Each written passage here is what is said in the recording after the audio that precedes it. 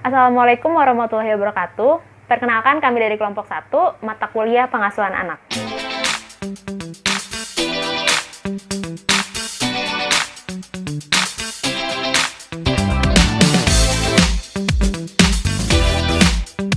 Kenalkan, nama saya Hanan dan anggota kelompok kami ada Namira Dwi, Leni Alfidayanti, Fadila Mariska, dan Fiskal Asmara. Di sini kami akan menjelaskan hasil analisis kami mengenai gaya pengasuhan berdasarkan etnik dan sosial budaya masyarakat dengan prinsip gaya pengasuhan yang diamati melalui disiplin strategi, pembagian peran ayah dan ibu, penyedia kasih sayang, pola komunikasi strata dalam keluarga. Menurut Ballmerin dalam Stanrock, pola asuh orang tua adalah segala bentuk interaksi antara orang tua dan anak dalam keluarga untuk membentuk kepribadian anak dan pada hampir seluruh aspek kehidupan anak, khususnya dalam aspek kognitif, sosial, dan emosi. Tahu gak sih, kalau budaya itu menjadi salah satu faktor penentu struktur keluarga yang akan mempengaruhi pola asuh orang tua. Indonesia sendiri sebagai negara kepulauan terbesar di dunia terkenal memiliki beragam etnis dan budayanya. Setiap daerahnya memiliki kekhasan sendiri dalam pengasuhan anak. Ini yang disebut dengan ethnoparenting. Jadi peranan budaya di sini sebagai nilai-nilai yang diajarkan orang tua kepada anaknya. Contohnya ada keluarga yang berasal dari suku Jawa, suku Sunda, atau bahkan ada keluarga campuran yang berasal dari beragam suku. Oleh karena itu, penting untuk kita dalam menganalisis apa saja potensi perbedaan dan persamaan budaya dalam pengasuhan anak.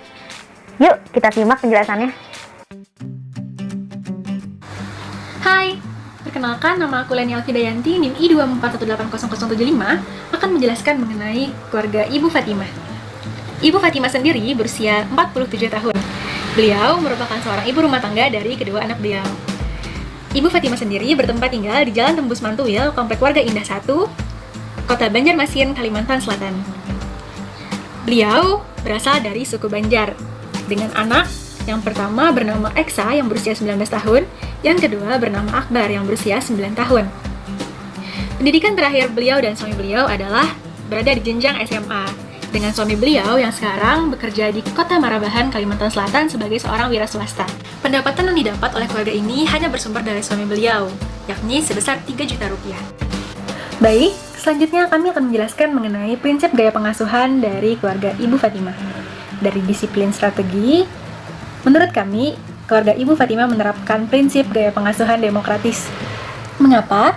Yakni tetap adanya aturan pengikat dari adanya aturan jam malam pada anak-anaknya, akan tetapi anak-anak tetap diberikan kebebasan untuk menentukan sendiri keputusan dalam menentukan aturannya. Dalam penyelesaian masalah pun, Ibu Fatimah dan suami terlebih dahulu berdiskusi sebelum menegur anak, sehingga anak mereka, Eksa dan Akbar, menjadi anak yang patuh dengan tetap leluasa menyampaikan pendapatnya secara terbuka kepada orang tuanya, khususnya adalah ibunya. Walaupun ada konsekuensi agar adanya efek jera kepada anak-anaknya, akan tetapi cenderung anak-anak beliau ini adalah anak yang mau mengikuti kata-kata beliau dan tahu aturan yang baiknya seperti apa. Selanjutnya, dari pembagian peran ayah dan ibu, pada pembagian peran ayah dan ibu sendiri, menurut Ibu Fatimah, suaminya dinilai kurang banyak berperan dalam mengasuh. Selanjutnya ada dari segi pembagian peran ayah dan ibu. Menurut penuturan Ibu Fatimah sendiri, suami beliau itu kurang berperan dalam pekerjaan domestik. Karena dari segi kuantitas waktunya sendiri, Ibu Fatimah lebih banyak berada di rumah dibandingkan dengan suaminya yang bekerja di kota yang berbeda dari rumah ibunya. Dalam pekerjaan rumah tangga sendiri, Ibu Fatimah memiliki porsi yang cukup besar dalam mengurus dan mengontrol pekerjaan rumah tangga. Akan tetapi, dalam urusan pengasuhan, suami beliau tetap berperan, walaupun pada porsinya sendiri kurang banyak dibandingkan dari Ibu Fatimah itu sendiri.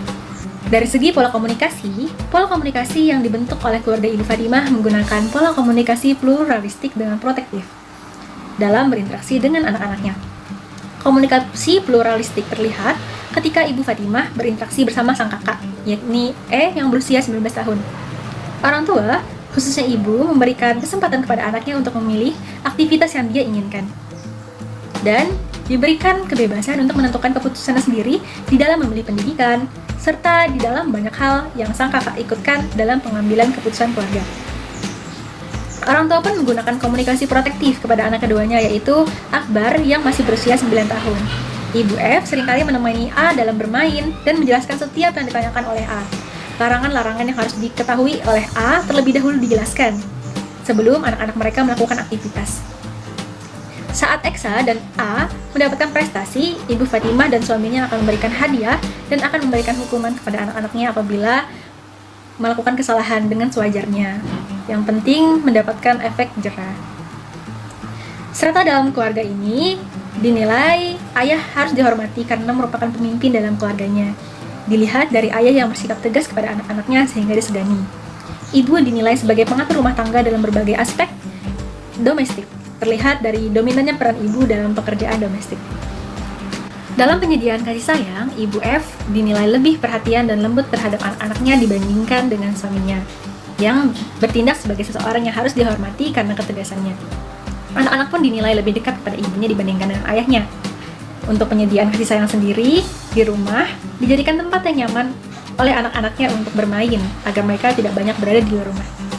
Keluarga kecil ini pun biasa melakukan liburan rutin, hanya di sekitar daerahnya sendiri saja ya, untuk lebih merekatkan kasih sayang dan kedekatan satu sama lain. Pada kesempatan yang berbagi ini, saya akan memaparkan mengenai karakteristik dari responden kedua, respon keluarga kami yang kedua, yaitu respon dari Ibu Eni yang berusia 56 tahun, berasal dari suku Jawa dan ia tinggal di daerah Jakarta Selatan.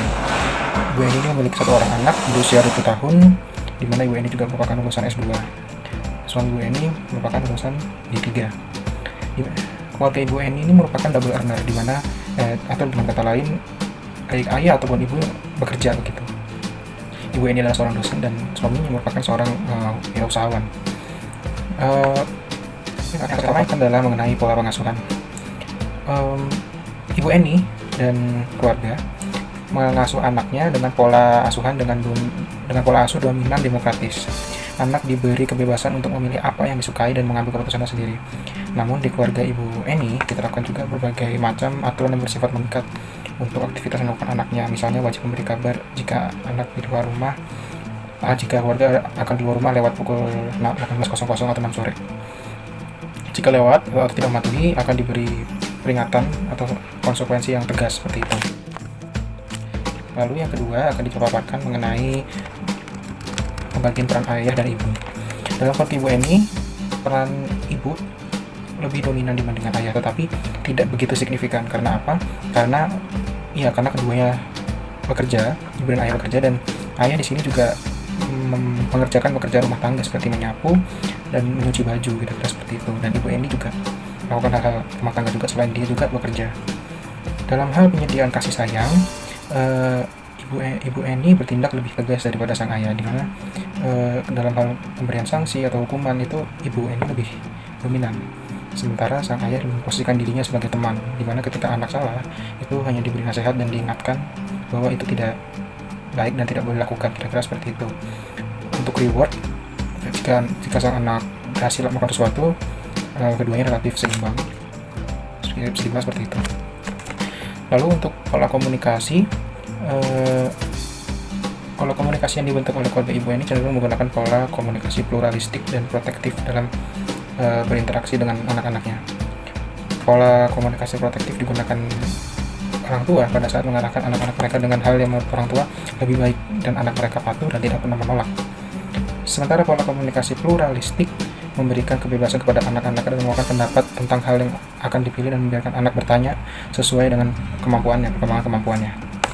Dalam keluarga Ibu Eni sendiri terlihat ketika pola komunikasi protektif terlihat ketika sang anak diarahkan saat memilih kampus pilihan. Sang anak harus memilih, namun juga ada intervensi cukup besar dari orang tua. Sementara pola komunikasi pluralistik dalam keluarga Ibu Eni terlihat ketika sang anak belajar memasak. Sang anak dibebaskan untuk meracik bumbu-bumbunya, namun ketika sang anak bingung, maka sang ibu membantunya dengan memberi saran dan menjawab pertanyaan sang anak. Strata dalam keluarga. Dalam keluarga terlihat peran ayah dan ibu relatif seimbang dan keduanya sama-sama dihormati. Bagian tugas untuk keduanya sangat jelas, meskipun ayah harus bekerja, ayah juga membantu pekerjaan rumah tangga, seperti yang saya bilang itu mencuci dan menyapu. Sementara ibu tetap mengerjakan pekerjaan rumah tangga, tapi ibu juga bekerja, seperti itu. Keduanya mengatur waktu dengan sedemikian rupa agar dapat mengerjakan pekerjaan rumah tangga meskipun harus bekerja. Baik, kira-kira itu yang dapat saya sampaikan mengenai pemaparan deskripsi keluarga Ibu Eni. Kurang lebihnya saya mohon maaf. Terima kasih. Assalamualaikum warahmatullahi wabarakatuh. Halo, saya Fadila Mariska Laili dari kelompok 1. Di sini saya mau menjelaskan terkait analisis perbedaan dan persamaan pada pengasuhan keluarga Ibu E dan juga keluarga Ibu F atau responden kami dalam praktikum kali ini. Jadi untuk persamaannya, kedua keluarga menerapkan strategi disiplin yang terbuka dan juga tegas, di mana mereka menerapkan seperti jam pulang malam dan sebagainya dengan mempertimbangkan hukuman apa yang pantas untuk anaknya berdasarkan keputusan anak itu sendiri. Kemudian terkait dengan peran ayah dan ibu di dalam keluarga, kedua keluarga ini sama-sama menerapkan di mana ibu lebih banyak bekerja pada sektor domestik dibandingkan dengan bekerja di luar rumah tangga. Namun meskipun begitu, pada keluarga Ibu E, sang ayah masih tetap melakukan beberapa pekerjaan domestik di rumahnya. Kemudian terkait dengan pola komunikasi yang dianut oleh kedua keluarga menganut pola komunikasi yang pluralistik dan juga protektif. Untuk pluralistik sendiri, di sini keluarga menerapkan kepada anak-anaknya untuk bisa terlibat dalam keputusan keluarga dan juga menentukan pilihan apa yang ingin anak-anaknya lakukan, seperti pemilihan ekskul, kegiatan di luar sekolah, ataupun pemilihan mata pelajaran yang mereka sukai. Nah, untuk komunikasi yang pluralistik, maksud saya protektif, untuk yang komunikasi protektif sendiri, kedua keluarga menerapkan pola komunikasi ini untuk strategi disiplin, penentuan hukuman kepada anaknya, dan juga tentunya untuk membuat anak bisa merasa lebih nyaman di rumah, seperti itu. Kemudian untuk perbedaannya sendiri terdapat pada penyediaan kasih sayang dan juga serata dalam keluarga. Jadi untuk penyediaan kasih sayang di sini keluarga E dan F itu cukup terbalik, di mana di keluarga F ayah dihormati, lebih disegani, dan anak-anak tidak bisa merasa dekat dengan ayahnya. Sedangkan untuk keluarga E sendiri, ayah bersifat kebalikannya, yaitu ayah yang justru menemani anak-anaknya dan memberikan nasihat lebih lembut dibandingkan ibunya. Untuk serata ke dalam keluarga, di keluarga F sendiri memang ayah dipandang lebih dihormati dibanding ibunya sendiri, sehingga anak-anak pun merasa lebih segan kepada ayahnya dan lebih condong dekat kepada ibunya. Untuk serata di keluarga E sendiri lebih seimbang di antara keduanya, jadi keduanya sama-sama dihormati dan disegani, dan juga anak lebih sering dilibatkan dalam pembuatan keputusan. Kalau di keluarga F hanya yang besar saja, anak yang pertama saja yang lebih sering dilibatkan dalam keputusan keluarga. Seperti itu.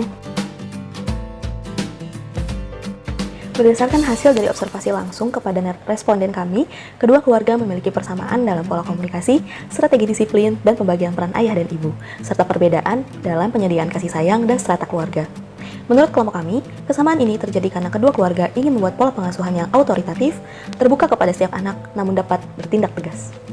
Seperti halnya, ini dilakukan karena kedua orang tua ingin membangun kelekatan emosi yang lebih kuat antara satu sama lain, kemudian ingin menciptakan hubungan yang lebih memberikan keamanan, kenyamanan, dan kesenangan sekaligus. Memberikan keseimbangan dalam pendekatan yang responsif, dalam penentuan perilaku disiplin, dan juga kebebasan anak ialah sangat stabil dan juga seimbang. Terkait dengan strata keluarga dan penyediaan kasih sayang memang cukup berbeda di antara kedua keluarga. Jika kita kaitkan dengan budaya masyarakat Indonesia, kedua keluarga masih memandang secara dominan strata sistem patriarki, yang mana ayah adalah pemimpin utama keluarga dan sektor domestik dipimpin oleh ibu. Terdapat perbedaan signifikan terkait dengan penyediaan kasih sayang, yang mana perbedaan peran ayah dan ibu sangat berkebalikan di antara kedua keluarga ini. Bisa jadi hal tersebut karena lingkungan pekerjaan ataupun lingkungan suasana di dalam rumah dan di luar rumah. Adanya keseimbangan peran maupun pekerjaan yang dilakukan oleh keluarga Ibu E, di mana ibunya lebih sering menerapkan perilaku disiplin kepada orang lain karena pekerjaannya sebagai tenaga pendidik. Dan juga pada keluarga Ibu F yang memandang bahwa segala urusan rumah tangga dan juga urusan anak adalah tanggung jawab ibunya yang berdiam di rumah untuk mengurus lebih banyak sektor domestik dibandingkan ayahnya yang bekerja di luar rumah.